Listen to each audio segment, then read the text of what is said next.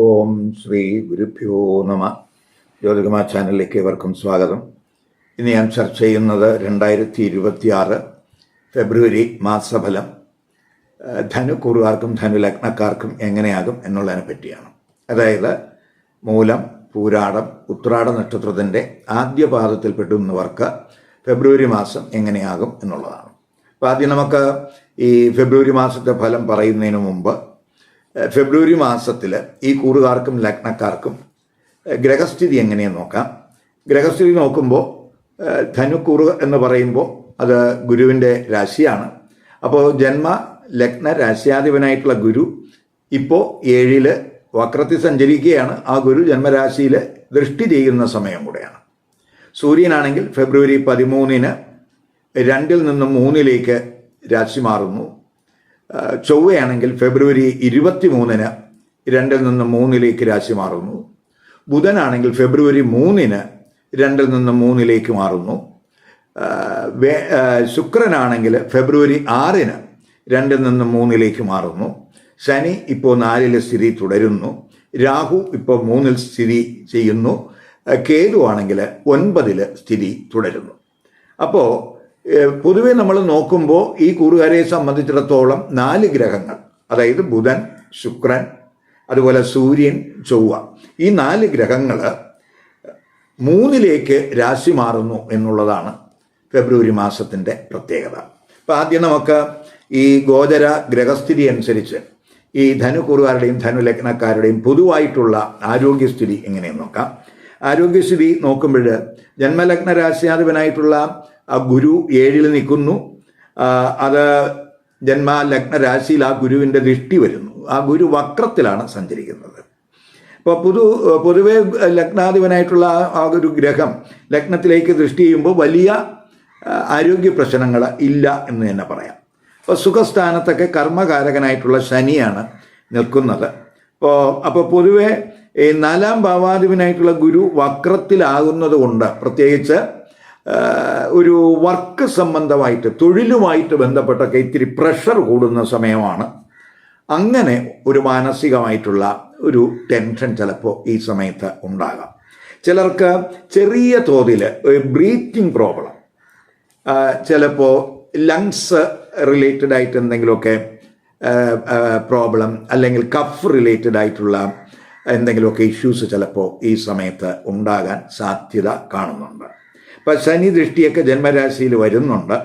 അപ്പോൾ ശനിയുടെ ദൃഷ്ടി ജന്മരാശിയിൽ വരുമ്പോൾ സ്വാഭാവികമായിട്ടും ചിലപ്പോൾ ഈ ജോയിൻ്റ് പെയിന്, അപ്പോൾ ചിലർക്ക് ഈ മൈഗ്രെയിൻ, ചിലർക്ക് ഈ മസിൽ റിലേറ്റഡ് ആയിട്ടുള്ള എന്തെങ്കിലും ഇഷ്യൂസ് ചിലപ്പോൾ ഈ സമയത്ത് ഉണ്ടായെന്ന് വരാം.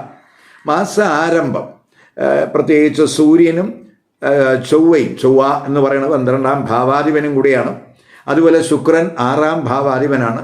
അപ്പോൾ ഈ 12ഉം 6ഉം ഭാവാധിപനായിട്ടുള്ള ചൊവ്വയും ശുക്രനും ഒക്കെ തന്നെ 2 നിൽക്കുന്നു എന്ന് പറയുമ്പോൾ സ്വാഭാവികമായിട്ടും വിഷൻ സംബന്ധമായിട്ട്, കാഴ്ച സംബന്ധമായിട്ട് എന്തെങ്കിലുമൊക്കെ ചില പ്രശ്നങ്ങൾ ചിലർക്ക് കാണാം. ചിലർക്ക് ഈ ത്രോട്ട് റിലേറ്റഡ് ആയിട്ട് എന്തെങ്കിലും ഇഷ്യൂസ്, അതുപോലെ മൗത്ത് സോഴ്സിനൊക്കെ സാധ്യത ചിലർക്ക് കാണുന്നുണ്ട്. അപ്പോൾ അവിടെ ചിലർക്ക് തൈറോയിഡ് റിലേറ്റഡ് ആയിട്ടുള്ള എന്തെങ്കിലുമൊക്കെ ഇഷ്യൂസും ചിലപ്പോൾ ഉണ്ടായെന്ന് വരാം. അപ്പോൾ അവിടെയൊക്കെ അത്തരം പ്രശ്നങ്ങളുള്ളവർ അതിൽ ഒരു കെയർ കൊടുത്ത് പോവുക. ശാരീരികമായിട്ട് പൊതുവെ വ്യായാമം, യോഗ ഒക്കെ ഇപ്പോൾ ശീലിക്കുന്നത് പൊതുവെ ശാരീരികമായിട്ടുള്ള ആ ക്ഷമതയ്ക്ക് അത് വഴിതെളിക്കും എന്ന് തന്നെ പറയാം. ഇനി തൊഴിൽ സ്ഥിതി നോക്കുമ്പോൾ 10-ാം ഭാവാധിപൻ ബുധനാണ്. ആ ബുധൻ ഫെബ്രുവരി 3 മുതൽ 3 മാറുകയാണ്. അത് 10ൻ്റെ 6-ാം ഭാവം എന്ന് വേണമെങ്കിൽ പറയാം. അപ്പോൾ പ്രൊഫഷണൽ തലത്തിലൊക്കെ ഫോക്കസ് കൂടും.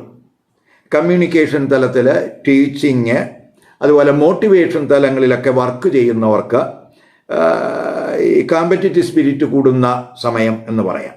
ഇപ്പോൾ അവർക്ക് പൊതുവെ അവരുടെ മേഖലയിലൊക്കെ ആ തൊഴിലിലൊക്കെ ഒരു തിളക്കം ഉണ്ടാകുന്ന സമയമാണ്. അപ്പോൾ അവസാനത്തെ പകുതിയൊക്കെ ആകുമ്പം ഈ 9ഉം 10ഉം ഭാവാധിപന്മാരായ സൂര്യനും ബുധനും ഒക്കെ തന്നെ 3 വരുന്നുണ്ട്. അത് പൊതുവെ തൊഴിൽ ഭാഗ്യ നേട്ടങ്ങൾക്ക് സാധ്യത അത് കാണിക്കുന്നുണ്ട്. ഇപ്പോൾ തൊഴിൽ അന്വേഷിക്കുന്നവർക്കൊക്കെ അത് തൊഴിലവസരങ്ങൾ ചിലപ്പോൾ ഉണ്ടാക്കി എന്നും കൂടെ വരാം. പ്രത്യേകിച്ച് ഈ ഉദ്യോഗാർത്ഥികളെ സംബന്ധിച്ചിടത്തോളം ഈ കോമ്പറ്റേറ്റീവ് എക്സാമിനേഷനിൽ പ്രത്യേക ടെസ്റ്റിലോ ഇൻ്റർവ്യൂകളിലൊക്കെ പങ്കെടുക്കുന്നവരെ സംബന്ധിച്ചിടത്തോളം അവർക്ക് വളരെ അനുകൂല സമയമായിട്ട് കാണുന്നുണ്ട്. അതുപോലെ അത് തൊഴിൽ ഭാഗ്യത്തിന് വഴിതെളിക്കാൻ സാധ്യതയുണ്ട്. പ്രത്യേകിച്ച് ആ സൂര്യനും ബുധനുമായിട്ടുള്ള ആ യോഗം 9ഉം 10ഉം ഭാവാധിപനാണ്. ധർമ്മകർമ്മ ബന്ധം വരുന്നുണ്ട് എന്നുള്ളത് നമ്മൾ മനസ്സിലാക്കുക. ഭാഗ്യസ്ഥാനത്തൊക്കെ അവസാനത്തെ പകുതിയൊക്കെ ആകുമ്പോൾ ആ സൂര്യനും ബുധനും ഒക്കെ ഭാഗ്യസ്ഥാനത്ത് ദൃഷ്ടി ചെയ്യുന്ന സമയവും കൂടെയാണ്. അപ്പോൾ അതൊക്കെ ഗുണം ചെയ്യുമെന്ന് പറയാം. അതുപോലെ തൊഴിലിടത്തൊക്കെ നമ്മൾ ഈ കോവർക്കേഴ്സിൻ്റെ സഹകരണം ഒക്കെ ഉണ്ടാകാവുന്ന സമയമാണ്. ശത്രുക്കളുടെയൊക്കെ ശല്യം കുറയുന്ന സമയമാണ്. അതൊക്കെ തൊഴിലിൽ നമുക്ക് ഉയർച്ചയ്ക്ക് സഹായകമാകും. അതുപോലെ 4ൽ നിൽക്കുന്ന ശനി, ആ ശനിയൊക്കെ കർമ്മസ്ഥാനത്തൊക്കെ ദൃഷ്ടി വരുന്ന സമയമാണ്. അപ്പോൾ പൊതുവെ നമുക്ക് വർക്ക് പ്ലേസിലൊക്കെ ഒരു അച്ചടക്ക മനോഭാവം, അല്ലെങ്കിൽ തൊഴിലിടത്ത് ഹാർഡ് വർക്ക്, അല്ലെങ്കിൽ നീതിയുക്തമായിട്ടുള്ള അല്ലെങ്കിൽ നീതിപൂർവമായിട്ടുള്ള ഒരു പ്രവർത്തനമൊക്കെ നമ്മൾ തൊഴിലിടത്തുണ്ടാകും. അപ്പോൾ അതുപോലെ തന്നെ ഈ വർക്ക് ഫ്രം ഹോം ബേസിസിലൊക്കെ വിദേശ കമ്പനികളുടെയൊക്കെ വർക്ക് നടത്തുന്നവർക്കും അത് ഗുണാനുഭവം ഉണ്ടാക്കുമെന്ന് പറയാം. പൊതുവെ പൊതുജനങ്ങളുടെയൊക്കെ ഒരു പ്രീതി കിട്ടാവുന്ന സമയം എന്ന് പറയാം. അതേസമയം അവസാനത്തെ പകുതിയൊക്കെ ആവുമ്പോൾ സൂര്യനും രാഹുവുമായിട്ടൊക്കെ ഒരു യോഗം വരുന്നുണ്ട്. അത് ബുധനും രാഹുവുമായിട്ടുള്ള ബന്ധം വരുന്നുണ്ട്. അതുപോലെ ചൊവ്വയും രാഹുവുമായിട്ടൊക്കെ ബന്ധം വരുന്നുണ്ട്. അപ്പം നമ്മൾ പ്രത്യേകിച്ച് ഈ മേലുദ്യോഗസ്ഥരുമായിട്ട്, അതായത്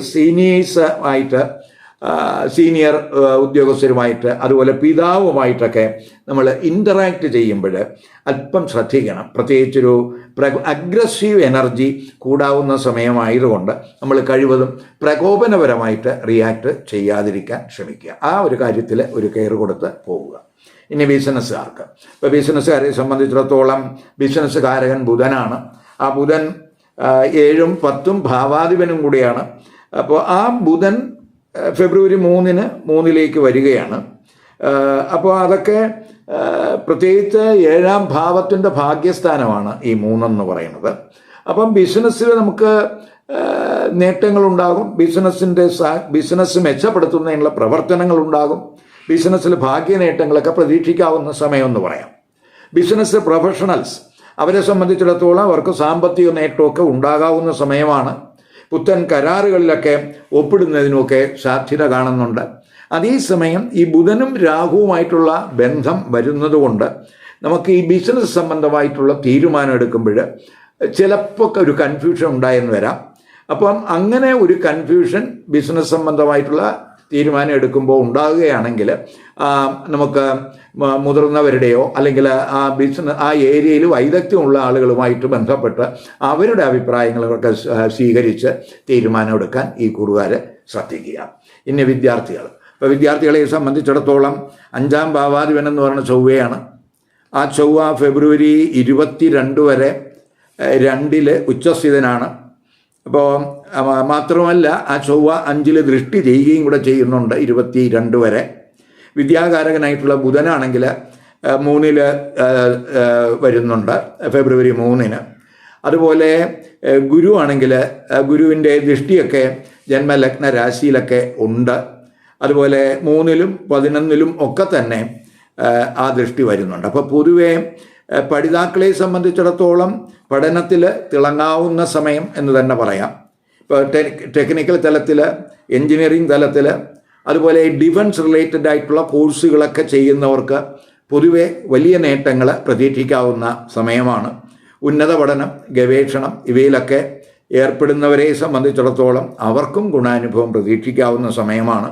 സർക്കാർ നടത്തുന്ന ഉയർന്ന പരീക്ഷകളിലൊക്കെ പങ്കെടുക്കുന്നവർ, പ്രത്യേകിച്ച് എൻട്രൻസ് ടെസ്റ്റിലൊക്കെ പങ്കെടുക്കുന്നവരെ സംബന്ധിച്ചിടത്തോളം അവർക്കും അതിൽ ഉയർന്ന സ്കോർ കരസ്ഥമാക്കാൻ അനുകൂലമായിട്ടുള്ള ഗ്രഹസ്ഥിതി എന്ന് തന്നെ പറയാം. ഇനി ധനസ്ഥിതി നോക്കുമ്പോൾ 2ാം ഭാവാധിപൻ, അതായത് ധനഭാവാധിപൻ ശനിയാണ്. ആ ശനി 4ൽ സ്വന്തം നക്ഷത്രത്തിൽ സഞ്ചരിക്കുകയാണ്. അതുപോലെ 11ാം ഭാവാധിപൻ ശുക്രനാണ്. ആ ശുക്രൻ 5 വരെ ധനസ്ഥാനത്തുണ്ട്. അതിനുശേഷം ആ ശുക്രൻ 3ലേക്ക് മാറുന്നുണ്ട്. അതുപോലെ തന്നെ 5ഉം 12ഉം ഭാവാധിപനായിട്ടുള്ള ചൊവ്വ, ആ ചൊവ്വ 22 വരെ ധനസ്ഥാനത്ത് ഉച്ചസ്ഥിതിയിലാണ് എന്നും കൂടെ മനസ്സിലാക്കുക. ധനകാരകനാണ് ഗുരു. ആ ഗുരു 11ലൊക്കെ ദൃഷ്ടി ചെയ്യുന്നുണ്ട്. അപ്പോൾ ആദ്യ പകുതി ഭാഗ്യഭാവാധിപനായിട്ടുള്ള സൂര്യൻ 2 സ്ഥിതി വരുന്നുണ്ട്. അപ്പോൾ ധനഭാഗ്യത്തിന് സാധ്യതയുള്ള സമയമാണ്. അത് ചിലപ്പോൾ ക്രിയേറ്റിവിറ്റി വഴിയായിരിക്കാം, ചിലപ്പോൾ സ്പെക്കുലേറ്റീവ് ബിസിനസ് വഴിയായിരിക്കാം, അല്ലെങ്കിൽ മറ്റു ബിസിനസ് പ്രോഫിറ്റ് വഴിയായിരിക്കാം. അതുപോലെ തൊഴിൽ വഴിയൊക്കെ ധനാഗമം കൂടാവുന്ന സമയമാണ്. അതേസമയം ചൊവ്വ 12ാം ഭാവാധിപനാണ് എന്നുള്ളത് കൊണ്ട് ഇപ്പോൾ നമുക്ക് ആ 12ാം ഭാവാധിപനായിട്ടുള്ള ചൊവ്വ 2 നിൽക്കുന്നത് കൊണ്ട് നമ്മൾ മണി ട്രാൻസാക്ഷനിലൊക്കെ ഒരു കെയർ വേണം. ധനം നഷ്ടപ്പെടാതിരിക്കാൻ ശ്രദ്ധിക്കണം. മാത്രമല്ല ധനച്ചെലവ് കൂടുന്നതിനും അത് ഇടയാക്കും എന്നും കൂടെ മനസ്സിലാക്കുക. ധനകാരകനായിട്ടുള്ള ഗുരു വക്രത്തിലാണ് എന്നുള്ളത് കൊണ്ട് ധനസ്ഥിതി മെച്ചപ്പെടുത്തുന്നതിനുള്ള ചിന്തകളും അതിനുള്ള ശ്രമങ്ങളും ഈ സമയത്തുണ്ടാകും എന്ന് തന്നെ പറയാം.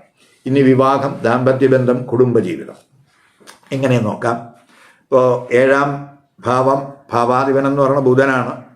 ആ ബുധൻ ഫെബ്രുവരി 3 മുതൽ 3 സ്ഥിതി. അത് 7ന്റെ ഭാഗ്യസ്ഥാനവും കൂടിയാണെന്ന് എന്ന് മനസ്സിലാക്കുക. അപ്പോൾ 7 ജന്മലഗ്ന രാശിയാധിപനായിട്ടുള്ള ഗുരു സ്ഥിതി ചെയ്യുന്ന സമയമാണ്. ആ ഗുരു ജന്മലഗ്ന രാശിയിൽ ദൃഷ്ടി ചെയ്യുന്നുണ്ട്. അപ്പോൾ 7 ഗുരു വക്രത്തിലാണ്. ബുധനെ 7ാം ഭാവാധിപനായിട്ടുള്ള ബുധനെ ഗുരു ദൃഷ്ടി ചെയ്യുകയും കൂടെ ചെയ്യുന്നുണ്ട്. അപ്പോൾ പ്രത്യേകിച്ച് യുവാക്കളെ സംബന്ധിച്ചിടത്തോളം വിവാഹ ആലോചനകൾ വരാം. ചിലർക്ക് ചിലപ്പോൾ മുമ്പ് വന്ന ആലോചനകൾ വീണ്ടും വരുന്നതിനും സാധ്യത കാണുന്നു. 5ാം ഭാവാധിപനായിട്ടുള്ള ചൊവ്വ 2 ഉച്ചസ്ഥിതനാണ്. ആ ചൊവ്വ 5 ദൃഷ്ടി ചെയ്യുന്നത് കൊണ്ട് പൊതുവെ ആദ്യവാരമൊക്കെ ചൊവ്വയും ശുക്രനുമായിട്ടൊക്കെ ഒരു ബന്ധം വരികയും ചെയ്യുന്നത് കൊണ്ട് പ്രണയചിന്തകൾ ഉണ്ടാകും. പ്രണയബന്ധമൊക്കെ ശക്തമാകുന്ന സമയമാണ്. അതേസമയം സൂര്യനും ചൊവ്വയുമായിട്ടൊക്കെ ആദ്യ പകുതി 2 ബന്ധം വരുമ്പോൾ സ്വാഭാവികമായിട്ടും അഗ്രസീവ് എനർജി കൂടാൻ സാധ്യതയുണ്ട്. അപ്പോൾ നമ്മൾ സംസാരത്തിലൊക്കെ ഒരു കെയർ വേണം. ഇപ്പോൾ പ്രകോപനപരമായിട്ടൊക്കെ റിയാക്ട് ചെയ്യുന്നത് കഴിവതും ഒഴിവാക്കാൻ ഈ കുറുകാർ ശ്രദ്ധിക്കണം. ഇപ്പം മാരിറ്റൽ റിലേഷനിൽ നോക്കുമ്പോൾ റിലേഷൻഷിപ്പ് നമ്മൾ നോക്കുമ്പോൾ 7ാം ഭാവാധിപനായിട്ടുള്ള ബുധന് രാഹുവുമായിട്ട് ബന്ധം വരുന്നു. 6 മുതൽ ശുക്രനും രാഹുവുമായിട്ട് ബന്ധം വരുന്നു. അതുപോലെ തന്നെ 7 ഗുരു വക്രത്തിൽ സഞ്ചരിക്കുകയാണ്. 3 ആ ഗുരുവിൻ്റെ ദൃഷ്ടിയുണ്ട്. അപ്പോൾ ദാമ്പത്യ ബന്ധമൊക്കെ മെച്ചപ്പെടുത്താൻ ഉള്ള ശ്രമമൊക്കെ ഉണ്ടാകും. എങ്കിലും ദമ്പതിമാർക്ക് അവർക്കിടയിലുള്ള കമ്മ്യൂണിക്കേഷനിൽ ഒരു ശ്രദ്ധ വേണം. കാരണം ആ ബുധന് രാഹുവായിട്ടുള്ള ബന്ധം, ശുക്രന് രാഹുവായിട്ടുള്ള ബന്ധം, അപ്പോൾ ഈ പ്രണയചിന്തകളും മറ്റു കാര്യങ്ങളൊക്കെ ഉണ്ടാകാം. എങ്കിൽ തന്നെയും അഭിപ്രായ വ്യത്യാസങ്ങൾ ഉണ്ടാകാനും സാധ്യതയുണ്ട്. ഇപ്പോൾ ചില മിസ്കമ്മ്യൂണിക്കേഷൻ മുഖാന്തരമൊക്കെ എന്തെങ്കിലുമൊക്കെ കൺഫ്യൂഷൻ ഉണ്ടാകാം. അത് ചിലപ്പോൾ മാരിറ്റൽ ലൈഫിൽ എന്തെങ്കിലുമൊക്കെ പ്രശ്നങ്ങൾ ഉണ്ടാക്കിയെന്ന് വരാം. അവിടെയൊക്കെ ഒരു ശ്രദ്ധ വേണം. അതേസമയം ജീവിത പങ്കാളി വഴിയൊക്കെ ചില ഭാഗ്യ അനുഭവങ്ങൾ ഈ സമയത്ത് ചിലപ്പോൾ ഈ കൂറുകാർക്ക് ഉണ്ടായെന്നും വരാം. അതുപോലെ കുടുംബജീവിതത്തിലോട്ട് വരുമ്പോൾ 2ാം ഭാവാധിപൻ ശനിയാണ്. 4 നിൽക്കുന്നത് ആ ശനി. 4ാം ഭാവാധിപനായിട്ടുള്ള ഗുരു 7 വക്രത്തിൽ സഞ്ചരിക്കുന്നു. അപ്പം കുടുംബത്തിൽ പൊതുവെ കമ്മിറ്റ്മെൻ്റൊക്കെ കൂടുന്ന സമയമാണ്. ഇപ്പം ഭവനം, അതുപോലെ വസ്തു സംബന്ധമായിട്ടുള്ള വിഷയങ്ങളിലൊക്കെ കെയർ കൊടുക്കുന്ന സമയമാണ്. കുടുംബത്തിൽ കമ്മിറ്റ്മെൻറ്റ് വരും. എങ്കിലും വർക്ക് പ്രഷർ പൊതുവെ ഉണ്ടാകുന്ന സമയമാണ് ഈ കൂറുകാരെ സംബന്ധിച്ചിടത്തോളം. അത് വർക്ക് പ്രഷർ കൂടുമ്പോൾ ഈ ഫാമിലി തലത്തിൽ അല്പം സ്ട്രെസ്സ് വരാൻ സാധ്യതയുണ്ട് എന്നും കൂടെ മനസ്സിലാക്കുക. മാത്രമല്ല ആദ്യ പകുതി സൂര്യനും ചൊവ്വയൊക്കെ 2 നിൽക്കുന്ന സമയമായതുകൊണ്ട് അഗ്രസീവ് എനർജി കൂടാം. അത് സംസാരത്തിൽ സംസാരത്തിൽ പ്രശ്നങ്ങൾ ഉണ്ടാക്കാൻ സാധ്യതയുണ്ട്. അതുകൊണ്ട് സംസാരത്തിൽ വളരെ കെയർ വേണം. കുടുംബാംഗങ്ങളുമായിട്ടൊക്കെ സംസാരിക്കുമ്പോൾ ഹാർഷായിട്ടൊക്കെ സംസാരിക്കാതിരിക്കാൻ ശ്രദ്ധിക്കുക. അല്ലെങ്കിൽ അത് കുടുംബ പ്രശ്നങ്ങൾ ഉണ്ടാക്കും എന്നും കൂടെ മനസ്സിലാക്കുക.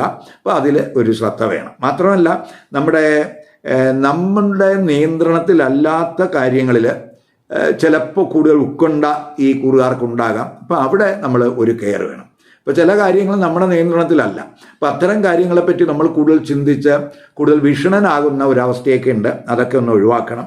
അപ്പോൾ ഡിവൈൻ തോട്ട്സൊക്കെ ഈ സമയത്ത് കൂട്ടുന്നത് പ്രത്യേകിച്ച് മെൻ്റൽ കോൺഫ്ലിക്റ്റ് കുറയ്ക്കുന്നതിനും മാനസികമായിട്ട് നമുക്ക് ഒരു സമാധാനം കൈവരിക്കുന്നതിനും അത് സഹായകമാകും. ഫെബ്രുവരി 1, 2, 11, 12, 24, 25 ഈ തീയതികൾ പ്രത്യേകിച്ച് ഈ കൂറുകാരെ സംബന്ധിച്ചിടത്തോളം അനുകൂല ദിവസങ്ങളായി കാണുന്നില്ല. അതുകൊണ്ട് ഈ ദിവസങ്ങളിൽ നമ്മൾ ശുഭകർമ്മങ്ങൾ, മംഗളകർമ്മങ്ങൾ ഈ ദിവസങ്ങളിൽ ഒഴിവാക്കുക. അതുപോലെ പുതിയ സംരംഭങ്ങൾ തുടങ്ങാൻ ആഗ്രഹിക്കുന്നവർ ഈ ദിവസങ്ങളിൽ അത് ഒഴിവാക്കുക. അതുപോലെ സുപ്രധാന തീരുമാനങ്ങളും ഈ ദിവസങ്ങളിൽ എടുക്കാതിരിക്കാൻ ശ്രദ്ധിക്കുക. ഇപ്പോൾ ഇവിടെ ഞാൻ പറഞ്ഞത് ഫെബ്രുവരി മാസത്തെ ഗ്രഹസ്ഥിതി അടിസ്ഥാനപ്പെടുത്തിയുള്ള ഒരു ഫലമാണ്. ഇതൊരു പൊതുഫലമായിട്ട് വേണം നമ്മൾ കാണേണ്ടത്. ഇപ്പോൾ ഈ കൂറുകാർക്കും ഈ ലഗ്നക്കാർക്കും ഇപ്പോൾ നടക്കുന്ന ദശ, അപകാരം, ഛിദ്രം ഒക്കെ തന്നെ ഈ പൊതുഫലത്തെ സ്വാധീനിക്കുമെന്ന് മനസ്സിലാക്കുക. ഇപ്പോൾ ജാതകത്തിൽ ഇഷ്ടസ്ഥാനത്ത് നിൽക്കുന്ന ഗ്രഹങ്ങളുടെ ദശയോ അപകാരമോ ഛിദ്രമോ ആണ് നടക്കുന്നതെങ്കിൽ തീർച്ചയായിട്ടും ഈ പൊതുഫലത്തേക്കാൾ ഗുണാനുഭവം കൂടും. മറിച്ച് അനിഷ്ടസ്ഥാനത്തേക്കുന്ന ഗ്രഹങ്ങളുടെ ദശ അല്ലെങ്കിൽ അപകാരം അല്ലെങ്കിൽ ഛിദ്രം ആണ് നടക്കുന്നതെങ്കിൽ ഈ പൊതുഫലത്തിൽ ഗുണാനുഭവം കുറയാനും സാധ്യതയുണ്ട് എന്നും കൂടെ നമ്മൾ മനസ്സിലാക്കുക. ഇപ്പം നമ്മൾ ഈ കൂറുകാരെ സംബന്ധിച്ചിടത്തോളം ഞാനിപ്പോൾ ധനു കൂറുകാരുടെ ഫലം പറഞ്ഞപ്പോൾ ധനു കൂറുകാരുടെയും ധനു ലഗ്നക്കാരുടെയും ഫലമാണ് പറഞ്ഞത്. അപ്പോൾ ഈ ധനുക്കൂറിൽപ്പെടുന്നവർ എല്ലാവരും ധനുലഗ്നക്കാരല്ല എന്ന് മനസ്സിലാക്കുക. ധനുക്കൂറിൽപ്പെടുന്ന ചിലർക്ക് മാത്രം ധനുലഗ്നം വരാം, ബാക്കിയുള്ളവർക്ക് മറ്റ് ലഗ്നരാശികളാണ് വരുന്നത്. അപ്പോൾ ധനുക്കൂറിൽ പെടുന്ന ധനുലഗ്നക്കാരല്ലാത്ത മറ്റു ലഗ്നരാശികൾ വരുന്നവരെ സംബന്ധിച്ചിടത്തോളം അവർ ആ ലഗ്നരാശിയുമായിട്ട് ബന്ധപ്പെട്ട് പറയുന്ന ഫലം ഈ കൂറിൻ്റെ ഫലത്തോടൊപ്പം കമ്പൈൻ ചെയ്ത് കേൾക്കാൻ ശ്രമിക്കുക. മാത്രമല്ല ഈ കൂറിൻ്റെ ഇഷ്ടസ്ഥാനത്താണോ ആ ലഗ്നം വന്നിരിക്കുന്നത് എന്നുള്ളതും ഒരു പ്രധാന ഘടകമാണ്. അപ്പോൾ ഈ ധനുലഗ്നക്കാരല്ലാത്ത ധനുക്കൂറുകാരെ സംബന്ധിച്ചിടത്തോളം അവർ ഈ കൂറിൻ്റെ ഫലവും അവരുടെ ലഗ്നരാശി ഏതാണെന്ന് കണ്ട് ആ ലഗ്നരാശിയുടെ ഫലവും കൂടെ കമ്പൈൻ ചെയ്ത് കേൾക്കുക. നമ്മൾ ഈ കൂറിൻ്റെ ഫലത്തെക്കാളും കൂടുതൽ കൃത്യത, കൂടുതൽ സൂക്ഷ്മത എന്ന് പറയുന്ന ലഗ്നഫലത്തിനുണ്ട് എന്നുള്ളതുകൊണ്ട് ലഗ്നം ഏതാണെന്ന് മനസ്സിലാക്കി ആ ലഗ്നഫലവും കൂടെ കേൾക്കാൻ ശ്രമിക്കുക. ഈ വീഡിയോ ഇഷ്ടപ്പെട്ടുവെങ്കിൽ ലൈക്ക് ചെയ്യുക, ഷെയർ ചെയ്യുക. അതുപോലെ സബ്സ്ക്രൈബ് ചെയ്യാത്തവർ സബ്സ്ക്രൈബ് ചെയ്ത് കാണുക. മറ്റൊരു പുതിയ വിഷയവുമായി അടുത്ത വീഡിയോയിൽ കാണാം. നമസ്കാരം.